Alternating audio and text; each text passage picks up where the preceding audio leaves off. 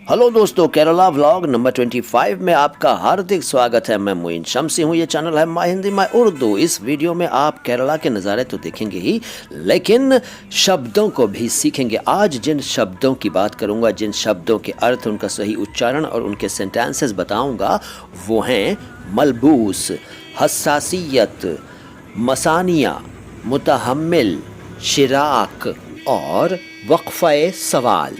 इन शब्दों की बात होगी। नज़ारे देखते रहिए। और ये बता दूं आपको कि जिस दिन के ये नज़ारे हैं वो तारीख़ थी 18 दिसंबर, और उसके बाद शाम को हम पहुंच गए थे एर्नाकुलम। वहां हम शाम के वक्त मसाला मार्केट की तरफ गए, लेकिन शायद हम या तो गलत वक्त पर गए थे या गलत दिन था या क्या था, हम सही जगह शायद नहीं पहुंच सके।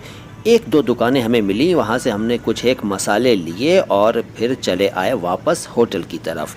होटल में रात में स्टे किया और सुबह हम निकल पड़े एर्नाकुलम का एक बेहद मशहूर और पुराना चर्च देखने के लिए। दरअसल बात ये थी कि उस दिन हमें जाना तो था नागरकोइल और वहाँ से फिर कन्याकुमारी, लेकिन हुआ ये कि ट्रेन बहुत लेट हो गई, वो ट्रेन जिससे हमें जाना था।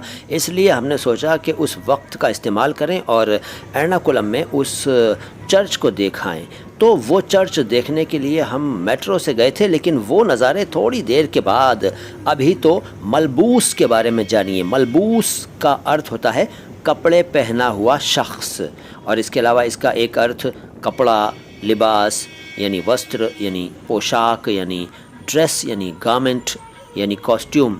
तो पहले जो मैंने अर्थ बताया मलबूस का यानी कपड़े पहना हुआ शख्स, उसका सेंटेंस सुनिए। वो कॉटन से मलबूस था, यानी वो कॉटन के कपड़े पहने हुए था।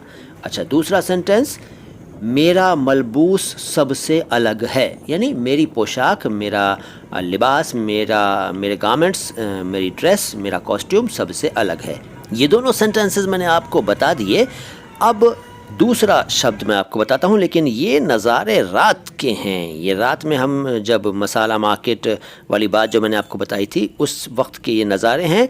और फिर हमने सुबह ट्रेन पकड़ी, मेट्रो पकड़ी थी, और मेट्रो से हम गए थे उस चर्च की तरफ। और रास्ते में जो मेट्रो स्टेशंस हैं वो भी मैं आपको अभी दिखाने वाला हूँ। दूसरा शब्द सुनिए। दूसरा शब्द है हसासियत। हसासियत का मतलब है संवेदनशीलता यानी सेंसिटिविटी यानी भावुकता। इसकी मिसाल ये हो सकती है कि तुम ज़रूरत से ज़्यादा ही हसासियत रखते हो। ये इसका एक एग्जाम्पल हो गया। अगला शब्द जानने से पहले ये जान लीजिए, इससे पहले जो मैं आपको नज़ारे दिखा रहा था वो मुन्नार से एर्नाकुलम वापसी के नज़ारे थे। मैं बस के ज़रिए आ रहा था, और अब ये 19 तारीख़ के नज़ारे हैं।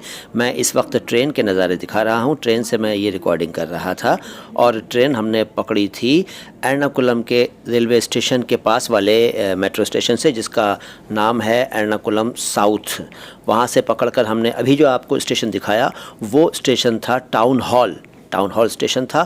और अब अच्छा, एक बात और है, वहाँ जल्दी स्टेशन आ रहे थे। मतलब इस लाइन पर मैंने ये नोट किया कि दिल्ली के मुकाबले थोड़ी दूर पर स्टेशंस बनाए हुए थे।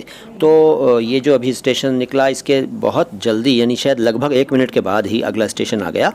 उस स्टेशन के बारे में आपको बताऊँगा। लेकिन तीसरा शब्द है मसानिया।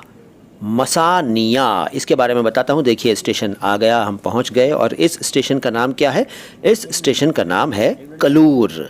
और मसानिया किसे कहते हैं? मसानिया कहते हैं शमशान में रहने वाला जो व्यक्ति होता है, बल्कि शमशान न बोलकर हम बोलें श्मशान। वहाँ रहने वाले सज्जन को मसानिया कह देते हैं। उनका काम होता है कि चिता की राख वगैरह समेटें और दूसरी संबंधित गतिविधियाँ करें, तो उनको आम भाषा में मसानिया कह देते हैं। मसानिया, इसकी मिसाल ये हो सकती है कि वो व्यक्ति मसानिया है। अगला शब्द है मुतहम्मिल। मुतहम्मिल का क्या अर्थ है? मुतहम्मिल का अर्थ है तहम्मुल वाला, यानी बर्दाश्त करने वाला, टॉलरेंट, सहिष्णु, सहनशील। इसकी मिसाल हो सकती है कि वो एक मुतहम्मिल इंसान है। अगला शब्द शिराक। शिराक का क्या मतलब होता है? शिराक कहते हैं शू लेस को, यानी जूते का फीता। तस्मा भी कहते हैं उर्दू में, तस्मा। तो उसे हम अच्छी उर्दू में शिराक कहते हैं। शिराक, इसका सेंटेंस हो सकता है कि शिराक बांधने के लिए झुकना तो पड़ता ही है। तो साहब ये हुआ शिराक। इसके बाद अगला शब्द, लेकिन उससे पहले आपको ये बता दूं कि ये जो स्टेशन है जहां ये हमारा कैमरा हैंग हो गया था और मैं आपको बिना काट छांट किए दिखा रहा हूं, जवाहरलाल नेहरू स्टेडियम यानी JLN स्टेडियम, ये वहाँ का स्टेशन है। ट्रेन के अंदर से ही मैं रिकॉर्डिंग कर रहा था, आपको बता चुका हूँ पहले। अच्छा, अगला शब्द, अगला स्टेशन भी आएगा, लेकिन उससे पहले अगला शब्द बता दूँ। अगला शब्द है वक्फ़े सवाल। 2 शब्दों से बना है, एक वक्फ़ा और दूसरा सवाल। सवाल तो आप जानते हैं, प्रश्न, क्वेश्चन, और वक्फ़ा किसे कहते हैं? वक्फ़ा कह सकते हैं रिसेस को, और मध्यांतर, इंटरवल वगैरह।